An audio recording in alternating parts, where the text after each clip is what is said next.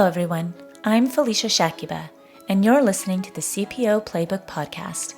Join me and my guests as we feature insightful conversations with HR leaders, people scientists, and executives from diverse industries and functions, offering valuable perspectives on the future of work.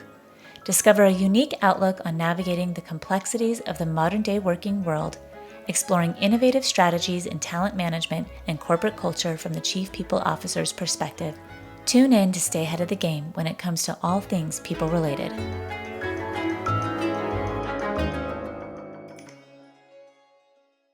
The release of a recent survey by WebMD Health Services on diversity, equity, inclusion, and belonging presents a disheartening revelation. 62% of respondents find DEI and B programs ineffective. However, data from LinkedIn sheds light on the significant advantages that diverse organizations enjoy. Companies with diverse teams experience a remarkable 2.5 times higher cash flow per employee. Inclusive teams exhibit over 35% greater productivity, and diverse teams make sound decisions 87% of the time. This lack of efficacy in DEI and B efforts can be attributed to three primary factors. First, the absence of unwavering commitment from top leadership. Second, many organizations adopt superficial approaches, implementing surface-level diversity programs that fail to address underlying systemic issues.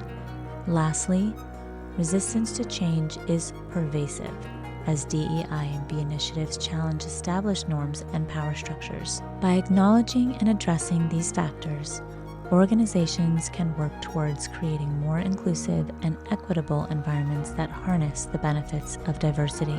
Joining us today is Todd Kashdan. Todd is among the world's top experts in the psychology of well-being, psychological strengths, mental agility, and social relationships. His research has been featured in hundreds of media outlets, including multiple articles in Harvard Business Review, The New York Times, Fast Company, Forbes, and more. His new book, The Art of Insubordination, is for anyone who wants to see more justice, creativity, and innovation in the world. Todd, thanks for being here. Yeah, thanks for inviting me. For those listeners who aren't familiar with the definitions of DEI and B, can you share the disparity among them and how they're measured? Sure. So diversity typically describes individual differences in a group. So most of the focus recently in America and our neighboring countries has been on demographics, particularly race, sex, gender, sexual orientation. A little bit of discussion about disability, not too much, but really it spreads out to temperament, personality, historical background, negative life events, adversity. And then you get to equity, which is the degree to which you're trying to equalize the playing field across these diverse characters and diverse positions and diverse backgrounds and experience people have. And then finally is inclusion, which you can think of belonging as a synonym, where the degree to which your group or organization is providing a structure where people can be themselves, be open, and communicate about things that they care about and not being penalized, especially not being penalized disproportionately. And when we think about those definitions and how we measure whether an organization is successful in each one of those, what are some of the ways that we can measure diversity or equity, inclusion, belonging? Or, as you said, inclusion is a synonym of belonging. So, however you might think through it. That question actually splits into two. One is what are people doing, and what are the ways that people can be doing it, and what are the optimal ways of doing it. So, in terms of the way people are doing it, thinking about organizations is it's really minimal. You really have questions about, on a superficial level, the degree to which people feel comfortable, safe expressing their views, and the degree to which they feel as if them and whatever group that they represent feel a sense of inclusion or belonging in this organization. The challenges of that approach, even if they use that, is what is the baseline benchmark that people are comparing it to? So you have to pull back the entire DEI enterprise in the beginning and start to ask yourself as an organization, what are the existing problems that we have, as opposed to searching for a problem to solve? And what is the evidence for and against those problems that exist? Start there. And then you can also have the conversation aspirationally. If we could design the ideal group and organization from the beginning, what would we want it to look like? And if you don't have those broad conversations first, what you have is you start implementing an entire system of strategies and techniques and philosophies into an organization, and you're not even clear as what's the reason that we're doing this in the first place. I think that makes a lot of sense. And a lot of that guidance is coming from leadership and obviously their peers. But when we think about commitment from leadership, why is that a critical need? How might the lack of leadership support create challenges for organizations or prevent meaningful change? Well, just think of any group meeting in your organization. And when you have a conversation at a group setting, you're going to have certain people, when they communicate or they open their mouths, people are more likely to listen and more likely to weight those opinions with more heftiness and importance than other people. So we might consider those people leaders. We might consider those people socially attractive members of the group, that people are willing to alter their behavior and their views to win their affection. And so Susan Cain talks about this in her book, Quiet, where one of the many problems of leadership is those people that are the loudest, most assertive, more likely to grab the microphone and eat up the airtime in a room are not necessarily the most intelligent, creative, thoughtful people in the room. When we think about designing a group, we have to be considering who are the people that are the most influential and persuasive. When they share their ideas, they set the behavior and the tone of how other people act, the norms that are in that group. If you don't have the buy-in from leadership, then what you have is you can design a wonderful program and still all of us act as if we're still in middle school.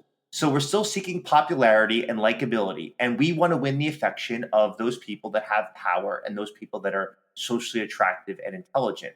So you want those people to have buy-in first, and you also, which we can get to later, is be very cautious, because those people can sway, give the appearances that the organization is moving in the right direction, when it's really about those people wielding a disproportionate amount of power in the group, and the group hasn't really changed in terms of what's the roots that are underneath what people actually believe, how they actually behave when nobody's looking.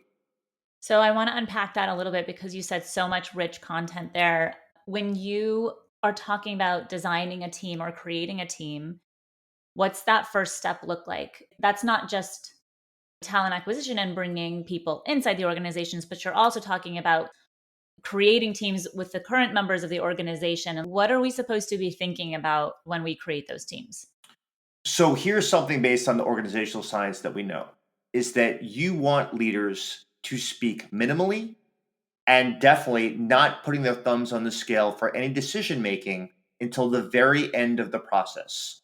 So you can get all the diverse voices in the room. If we were to take organizations as a whole in the entire country, could be the US, could be anywhere, we are pretty bad generally at recruiting diverse people, but we are horrendous when it comes to extracting the unique perspectives and ideas of diverse people. One of the reasons that we get in the way of extracting the unique ideas and perspectives of the people in the room is because if you haven't changed the social dynamics where the same popular, attractive people that are comfortable expressing their voice because they get so much approval, if they are still given an excess amount of airtime, you're not going to have room for the diverse voices. So, strategy number one, before you even implement anything, is can you alter the number and the quality of the information that's being spread and shared across the room? And one way of doing that is making sure that you decrease the amount of time that people that eat up the airtime usually in the room speak, and incentivize people who do not talk usually and don't share their ideas, that even if their ideas are half-baked or confusing or they're unsure about, they're going to bring it into the room. Because whatever you don't hear, it influences the group, but there's nothing you can do about it because you're not aware of it. So, how do you get those voices who may not have as much influence in the organization, or maybe not yet?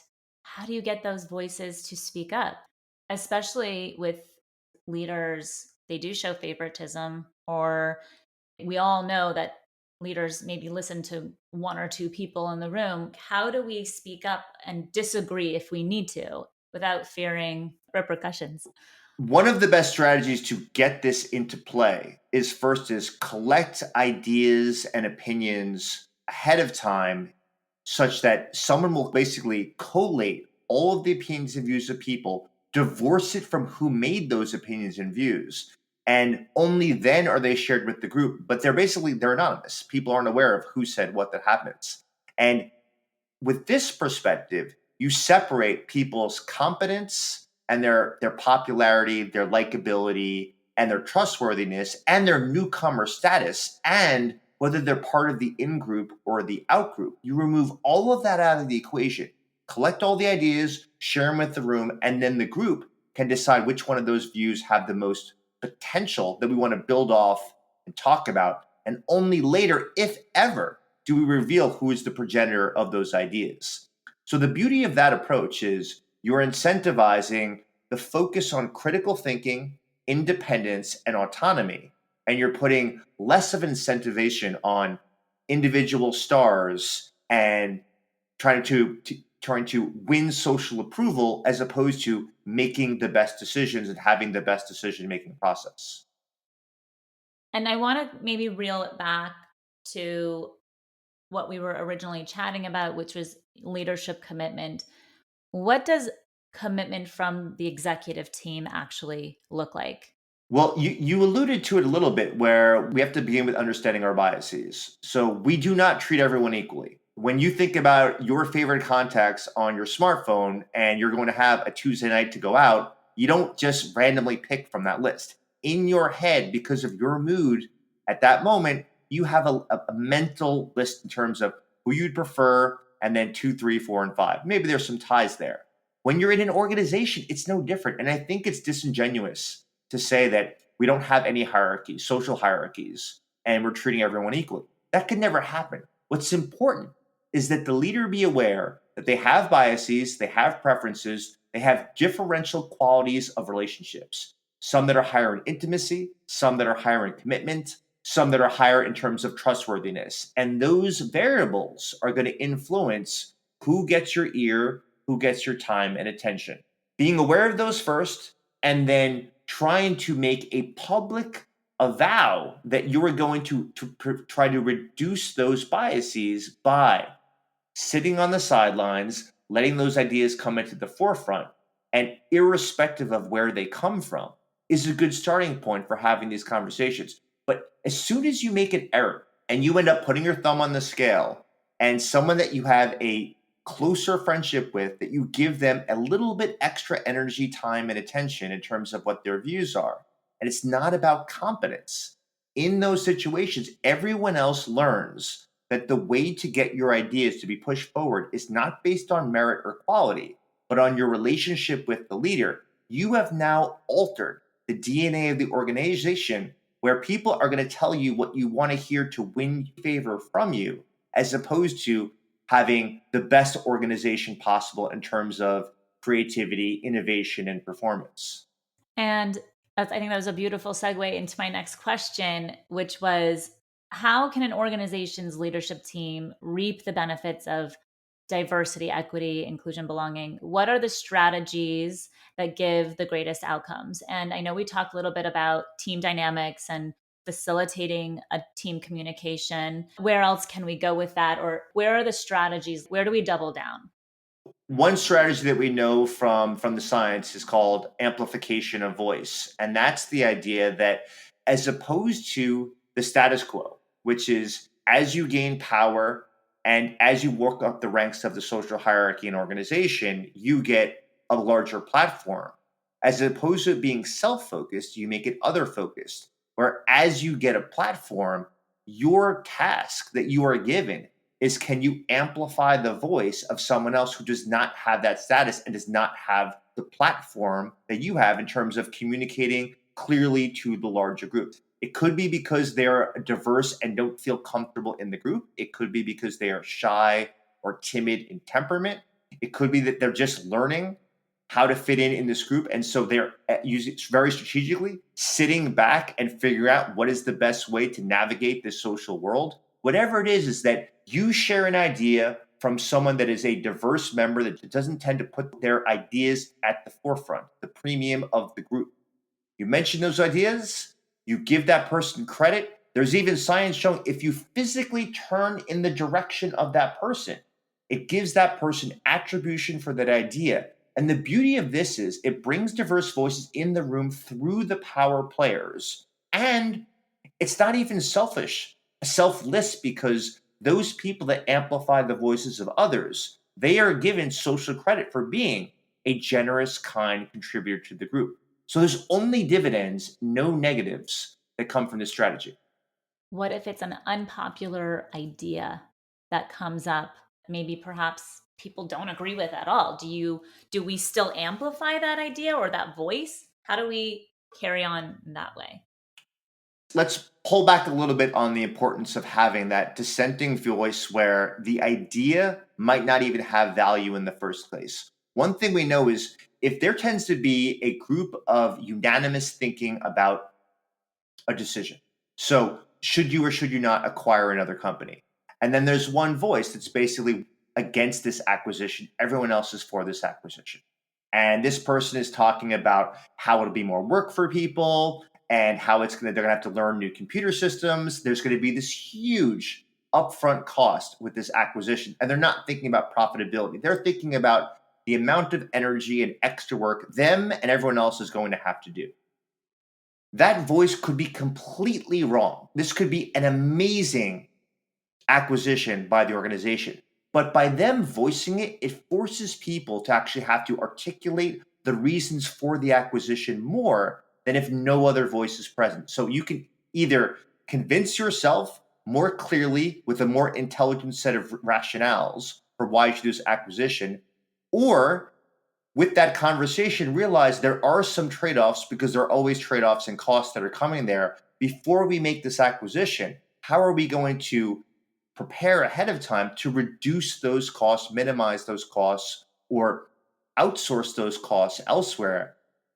The small amount of time for a dissenting voice to come into the room increases the intelligence of decision making of that group and the amount of ideas that are considered in that group and the amount of solutions that are considered by that group. Anytime the decision has great potential in terms of the finite resources, time, energy, attention, money, you want to make sure that you actually have a wide range of solutions and a wide range of information sources that you're considering. And so the first place for talking about unorthodox ideas that seem to be potentially problematic is to come back to this science and clarify to the group, we want to hear people's opinions, even if they seem wrong-headed, because it helps the group think through their decisions, irrespective of whether they commit to amplifying the voice of that dissenter. And is it fair to say that when we are highlighting ideas that may not be popular, I think the fairness aspect that kind of comes into displaying we are an organization of fairness, we want to hear everyone's voice, and even bad ideas can eventually lead to good ideas. Is that fair to say that that could come about within the organizational culture? When I work with organizations as a consultant, I'm very clear that what you really want is not a handbook that has all the values and priorities of the organization, but you want to have a one pager that you can actually put in people's chairs before they walk into that room and actually check the box and say, when you're in this room, we presume positive intent until proven otherwise. We avoid ad hominems, focus on the ideas, not the person. Share your idea and your criticism, even if you don't have an alternative vision of how we should be doing things. And you have a list of exactly how the group is going to operate as communicating together in a room at the same time, as opposed to assuming that you've had this conversation once, that there's a handbook, everyone is a set of conscientious, agreeable people that are in this room. You don't want to make any of those assumptions because there'll always be new people that come into the room in terms of joining the group or leaving the group. And those singular characters can change the entire nature of people being willing to express ideas or being more likely to suppress their ideas. And so you have to live and breathe the culture regularly. And the only way to do that is to constantly remind people of the central principles of how you're going to relate to each other. I know a lot of organizations are focused on we need the numbers of women in tech or different ethnicities in certain places or functions of the organizations. Beyond that, succession planning or promotions, workplace culture, or even having that distribution of voices within the organization. What is the benefit to all of those things beyond hearing the ideas and voices? What is the end goal for an organization? What are they going to do better than their competitors with this distribution of diversity or increase in belonging and inclusiveness?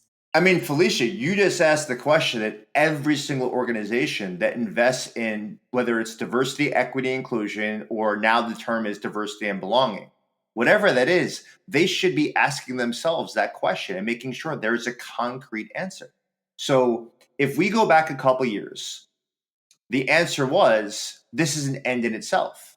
And I think your question is a really important one, which is it's not. It's not an end in itself. The only way you can figure out whether you're making inroads towards these things you value is that you can measure and assess them in some way. If the end goal that you have is you want to have a representation in your group of people demographically that is close in proximity to society, then you have to explain, well, what's the reason for doing that? Now you could say it's fair, and then you could ask yourself, so in this group, though, why is fairness important? And you should be going down that hole, not be as a philosophical exercise that you would do in your philosophy 101 class, because you are going to have detractors. You're going to have people that aren't sure that this is the path to go. And you should be able to clarify the reason that we want to have a potentially equal distribution of men and women is because we know that if you have one woman in an organizational group, they are more likely to feel excluded and on the outside, less likely to share their views, and feel as if it is an us versus them mentality. Just the inclusion of a second woman in a group has this transformative effect where now there is a faction where they can feel as if because there is another person, we are a block, a voting block in this group. And so we feel empowered. We have a sense of agency where we are willing to challenge ideas that we think are foolish and share ideas that we think are fortunate. And as you get to equal representation, another benefit tends to happen when you have more women in an organizational group. And that is that you tend to see more interpersonal sensitivity. Why do you want interpersonal sensitivity? Because that is the tendency is that you're willing to assume innocence in terms of the quality of someone's ideas and contributions, and you're less likely to compare it to what they said the last time. So you get basically a fresh break if you're high in interpersonal sensitivity. The second part of interpersonal sensitivity, which is higher when there's a larger density of women in a group, is perspective getting. And this is a broad strokes of sex differences. Is when there's a large distribution of women compared to men in a group, there is a tendency to take a step back and ask the question, tell me how you reached that idea in the first place. How did you reach that conclusion? And not from a place of, I'm going to try and get you and then put a nail in your coffin with some real good rhetoric, but that I want to understand the story behind your ideas. And men, on average, compared to women, are less likely to do it. So now you have some science that beyond just, we want more women in the group. And I think it's not just good to actually be able to explain why you make these decisions, but provide a good rationale because then you get people on board. The fewer adversaries, the more efficiency that you have in terms of thinking and deciding in a group format. Why might some people resist DEI and B initiatives? And what can an organization do to overcome the resistance? Because to me, what you're saying, it sounds all very beneficial.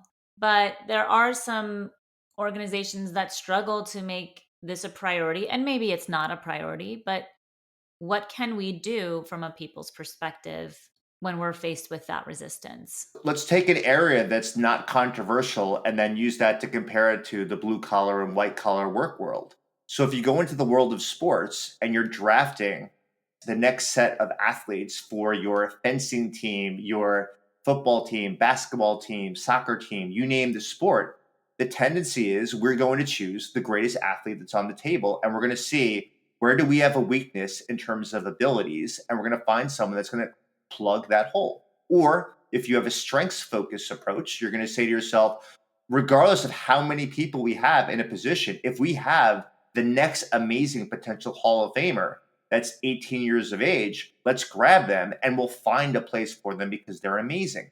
So, from that perspective of sports, where it's a very clear objective outcome, win points, win games, make money, it's easier to question the idea of, well, what do we need diversity and equity for? This is about merit, it's subjective, it's clear, and why are you bringing extraneous variables into the equation? And as you move into the Walmarts of the world, the supermarkets of the world, and the Silicon Valley tech firms of the world, and social media companies, and you're talking about US postal mail. As you go into these organizations, the more that someone is aware of what is the fiscal element and the health and longevity of an organization, it depends on having a sufficient number of resources and stable level of resources coming in on a regular basis. People could have more resistance to DEI and saying, again, you're bringing in extraneous variables that could potentially interfere with people having jobs, maintaining their jobs, and having financial security. So it's important when you bring up something such as diversity, equity, inclusion. Part of the disingenuousness of this conversation is not acknowledging that there is always something that's costly when you bring something new in. So just as Felicia, you raised a great question. What is the reason that we want this diversity, equity, inclusion in the first place? Why would we want to bring people that look differently and have different attributes and different personalities and life histories in there? Which is a great question. The next question is that how would bringing this into the cultural fiber of an organization, how will this lead to costs that are unanticipated and unintended as we focus on this over and above the other considerations of just the health and longevity of the organization by itself? And if you can't name anything on the cost part of the ledger, that tells the other members of the group, and it should tell you that this hasn't been thought out sufficiently. Yeah. And I think from a people's perspective, it is one of the hardest things that we're trying to do. And I think that we have a lot of work to do. For our listeners that are trying to make movements within the organization, what practical initial steps can organizations take to show their commitment to DEI and B and create a more inclusive environment? From the land of motivational interviewing, as a clinical psychologist, one of the strategies is to figure out what are the costs for staying the same, and basically, what are the benefits of staying the same? What are the costs of changing? What are the benefits of changing? What you want to focus on first is how do you break inertia? So it's the two of those four quadrants. What are the costs of staying the same? And then what are the benefits of changing? And I think you want to have this as a group, and you want to make sure that you get input from individual members in terms of as they're thinking about this. So you want people to think about who is working around them, who are they working under, who's working under them in terms of what are the costs of keeping things exactly as they are right now in terms of human capital. And then what are the benefits of actually modifying the social capital that's hanging around me? And if people can't answer those questions, they have difficulty with it, you are still at the contemplation phase. It's not ready for a rollout.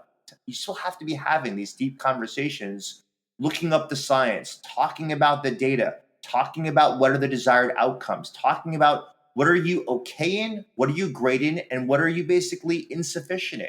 And as those conversations progress, people get buy-in and they get motivated to actually want to do something different than the status quo. When you drag everyone with you to change in this realm and don't go through that contemplative questioning, you are creating unnecessary friction. There'll always be friction, but that would be unnecessary friction. And I think that keeps people in the top of mind of what we're trying to accomplish from this perspective, which leads to my next question. It's how can individuals contribute to building an inclusive culture within their organizations, and what actions can they take to drive that positive change? And I think you mentioned it a little bit, engaging in that conversation of cost versus benefit now versus later. Is there anything else that individuals could be doing? Oh, absolutely.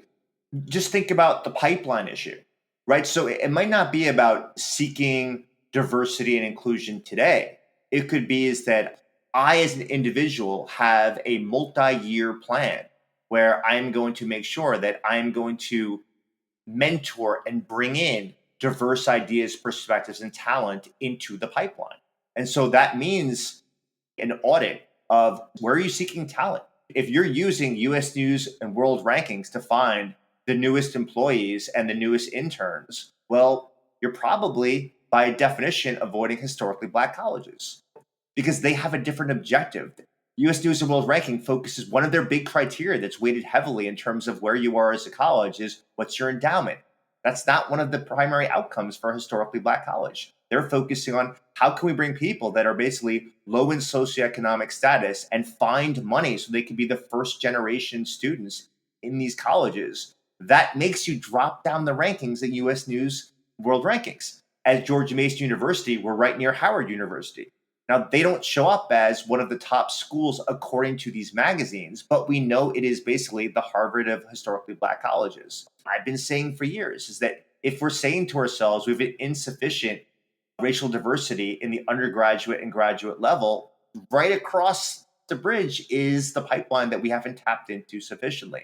And I think you have to be thinking more broadly in terms of where can you find talent that does not have the name brands attached to them, which is also having a different perspective. If you're taking everyone who went to Exeter and went to Harvard and Yale and Brown, you're going to have a certain strand of comfort and stability in people's lives that's going to be a little bit of a different perspective than someone raised by a single parent who barely made it throughout their whole lives, put themselves through college or working through 3 jobs.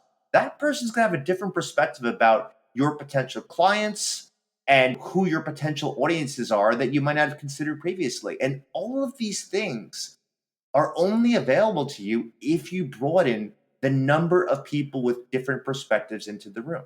Todd, we've talked about strategies and leadership. What haven't we talked about today that you think people should know about or learn about? One of the big ones is how do you have productive conflict? And we've teetered on the edges of this, but I really think is have to assume we're going to disagree. We should be disagreeing because these are very important emotionally laden issues. And we have to basically have some parameters of how are we going to disagree? And one of the simplest levels, for example, that we know from science is separating relationship conflict from task conflict. And when you have conflicts that involve relationships in terms of what people said to you 3 years ago, maybe someone didn't let you speak at a prior meeting, you felt as if it was personal and intentional, those conversations should be had more one-on-one independently from the group. They tend to corrode groups when they become the fulcrum of what the entire room is focusing on. But having conflict about the task, and this goes back to your question, I do want to highlight it again, which is what is the fundamental objective of aiming for greater diversity in an organization? You're going to have some very wide-ranging ideas that come up with that question. If an organization is asking it for the first time and allowing public conversation, and again, I'm suggesting is that collect those ideas privately so that you can share the answers that are not attached to people with the full group. So people can actually reveal ugly, uncomfortable, unpopular ideas because the goal is to reveal the biases that exist and work with them. And if people aren't willing to share those ugly, uncomfortable thoughts, then they just pervade as viruses and you can't do anything about them. You want to have the task conflict, but you want to have a way where you can disagree effectively. And one of the ways of doing that is assuming positive intent. One of the ways of doing that is if people are going to disagree with other members of the room, one way to bring people's defenses down is trying to remind people of how they are loyal, committed group members.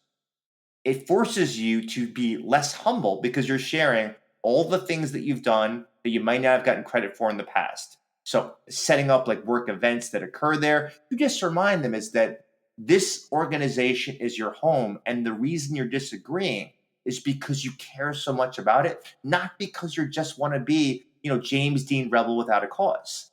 By sharing how you have skin in the game and you are a committed, loyal member, people's defenses come down and they're more likely to be curious and open to the ideas that you're going to express. Todd, this has been amazing. Thank you so much for being here. Yeah, it's great. Thank you for the provocative questions. That's Todd Kashdan, psychology professor at George Mason University and author of The Art of Insubordination, How to Dissent and Defy Effectively.